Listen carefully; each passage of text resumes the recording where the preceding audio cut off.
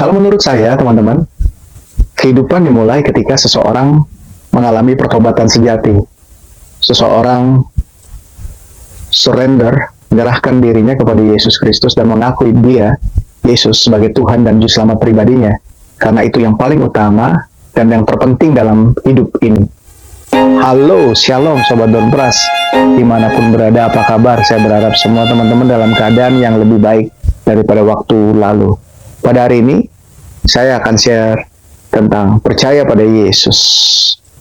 Tentu, percaya pada Yesus adalah sebuah proses dalam kehidupan. Dan kalau kita flashback, ingat tentang kasih Yesus Kristus kepada diri kita, kita hanya bisa mengucap syukur dan berterima kasih yang sangat dalam terhadap kasih-Nya dalam hidup kita. Saya ingat pada tahun 1993 ketika saya sekolah ke Belanda, saya mengalami jamahan Tuhan, sehingga saya mengaku bertobat pada Tuhan terhadap jalan-jalan yang salah dan menerima Yesus sebagai Tuhan dan Juru Selamat pribadi. Dan itu hal yang luar biasa. Sampai sekarang saya masih ingat 24 Juni 1994 saya menyerahkan diri saya untuk dibaptis selam. Dan berikutnya saya menerima baptisan Roh Kudus. Itu hal yang luar biasa. Segala puji, kemuliaan hanya buat Tuhan. Tentu kita rindu. Saya pada waktu mengalami jamahan Tuhan tersebut, saya rindu kalau orang tua saya juga mengalami Yesus Kristus, adik saya juga. Kita dididik dalam kultur yang sehat, di mana orang tua mendukung apa yang kita percayai. Walaupun papa waktu itu masih Islam, mama Kristen. Dan saya percaya mama berdoa buat kami, anak-anaknya, untuk mengenal Yesus Kristus. Dan yang terutama untuk papa. Adalah hal yang luar biasa ketika kita mengetahui bahwa Tuhan mendengar doa dan Tuhan menjawab dengan cara yang ajaib. Saya ingat pada tahun 2006 ketika saya menyiapkan pernikahan saya mendapat telepon dari Indonesia. Di telepon itu dikatakan bahwa papa sedang sakit. Dan ketika saya mengetahui papa sedang sakit, pikiran saya tidak terfokus tentang sakitnya apa. Saya sempat bertanya, papa sakit apa? Papa kena stroke, sehingga memori otaknya berkurang, sehingga dia tidak ingat banyak. Tetapi kata mama saya, ada hal yang lucu, karena papa saya tiba-tiba lupa semua doa-doa yang selalu dia panjatkan. Jadi cara dia berdoa dia lupa. Dia seorang Muslim yang taat dan sangat mempunyai hati yang moderat karena selalu mendidik kami dengan cinta dan kasih sayang yang luar biasa. Nah, pada saat dia sakit stroke itu, dia lupa semuanya. Dan saya ingat mama saya berkata, kalau kamu bisa, Don, kamu menikah di Indonesia. Tapi saya percaya bahwa di dalam nama Yesus, apa yang saya minta, dan itu ada dalam firman-Nya, Tuhan akan mengabulkannya. Karena saya percaya, Yohanes 3 tentang mujizat pernikahan di Kana. Yesus membuat mujizat pertama kali di Kana. Dan saya taruh di hati saya bahwa ketika seseorang mau menikah, Yesus itu ada. Karena saya berpikir, Dia sudah menyediakan mujizatnya dalam bentuk keuangan, dalam bentuk mujizat hal yang kita butuhkan sebagai pasangan yang akan menikah. Dan itu sudah saya taruh dalam hati, dalam pikiran saya. Nah, setelah saya mendengar itu, saya tidak kecil hatinya. Saya hanya berkata kepada mama saya, Ma, kita akan menikah di Belanda. Dan saya percaya Papa mengalami kesembuhan. Saya berdoa, saya tetap melakukan komunikasi yang intens dengan mama saya, karena saya sebenarnya nggak punya bayangan tentang sakitnya Papa, dan saya juga tidak mau memikirkan hal-hal yang terlalu rumit, karena saya sudah menyerahkannya kepada Tuhan.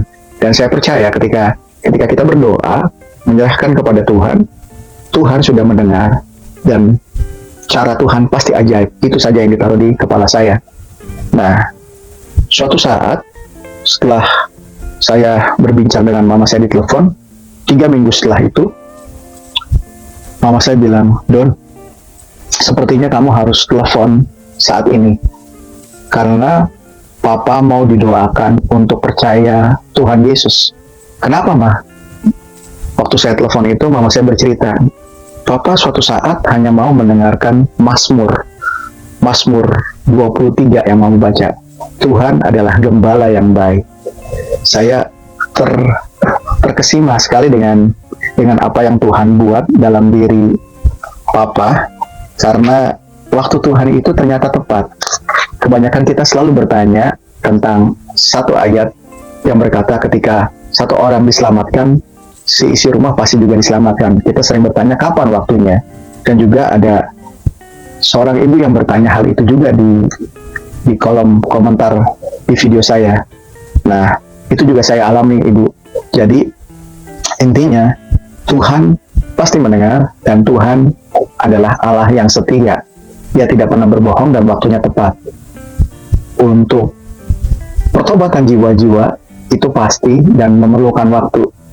Kita tidak usah fokus kepada hal-hal yang dilihat oleh mata kita, tapi kita fokuskan bahwa Tuhan sudah membuatnya dan pasti hal itu terjadi. Nah, hal yang terjadi dalam diri papa saya itu setelah mama saya berdoa kurang lebih dari 10 tahun. Tetapi 10 tahun itu rasanya baru kayak kemarin ketika momen itu terjadi, ketika papa saya tiba-tiba mau dibacakan Mazmur 23. Tuhan adalah gembalaku, takkan kekurangan aku. Ia membaringkan aku di padang yang berumput hijau. Ia membimbing aku ke air yang tenang. Ia menyegarkan jiwaku. Ia menuntun aku di jalan yang benar oleh karena namanya. Sekalipun aku berjalan dalam lembah kekelaman, aku tidak takut bahaya. Sebab Engkau besertaku, gadamu dan tongkatmu, itulah yang menghibur aku. Dan ketika mama share itu, keesokan harinya saya menelepon papa. Dan ketika kami bersepakat untuk berdoa Roma 10 ayat 9, saya memandu papa saya dari Belanda, teleponnya. Kemudian saya pandu papa untuk menerima Yesus sebagai Tuhan dan Juru Selamat pribadinya. Itu adalah sukacita yang sangat besar. Saya ingat doa itu. Saya berkata, Tuhan, Engkau Allah yang baik buat papa. Karena papa punya momen seperti ini yang indah. Dia mau dari hatinya sendiri. Roh Kudus menggerakkan saya untuk mendoakan kesembuhan papa. Dan saya katakan, kuasa Tuhan, kuasa kesembuhan itu seperti yang Roh Kudus katakan, bergerak. Kuasa itu bergerak seperti apa yang Roh Kudus taruh. Karena mama saya bersaksi setelah doa itu, ketika saya mengatakan kuasa kesembuhan itu bergerak, kuasa Tuhan bekerja dalam diri papa. Saya percaya kuasa Roh Kudus tidak terbatas ruang dan waktu. Artinya apa? Bahwa firman Tuhan dinyatakan, bahwa kuasa Tuhan dinyatakan. Dan buat saya, orang yang percaya firman Tuhan, bahwa kuasanya dinyatakan, sangat sukacita. Jadi, kita tahu sekarang bahwa ketika kita berdoa untuk jiwa-jiwa, Tuhan sudah mendengarkan. Dan waktu Tuhan adalah waktu yang indah. Kalau itu belum terjadi, jangan membuat kita kecil hati. Kalau itu belum ada perubahan, itu bukan berarti Tuhan tidak bekerja kepada hati orang itu. Karena hati siapa yang tahu? Siapa yang tahu bahwa Papa senang sekali untuk mendengarkan Mazmur 23. Dan juga kita tidak boleh kecil hati terhadap orang yang belum mengenal Yesus, tetapi menyalahgunakan nama Tuhan kita sebagai bahan olok-olok. Ingatlah perkataan ini. Jika seseorang mengolok nama Yesus, jika seseorang menyebut nama Yesus, jika seseorang memikirkan nama Yesus, dia memikirkan kehidupan. Artinya apa? Kehidupan itu sudah ada dalam diri orang tersebut. Kenapa bisa begitu? karena Yesus adalah Tuhan.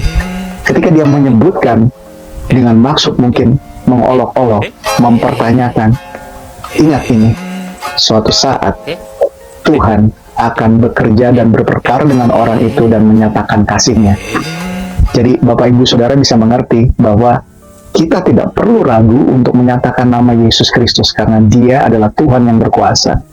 Saya melihat perubahan yang dahsyat dalam diri Papa saya. Beliau menerima Yesus Kristus dan waktu pernikahan, puji Tuhan, Papa datang ke pernikahan saya.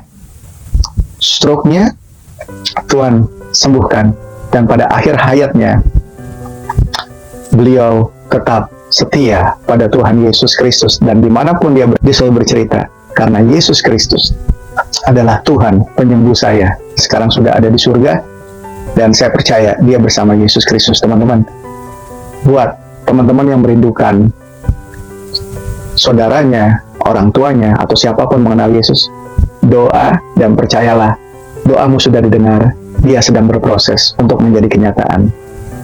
Tuhan Yesus memberkati. Sampai ketemu di minggu depan. God bless you all. Teman-teman, jangan lupa di subscribe ya.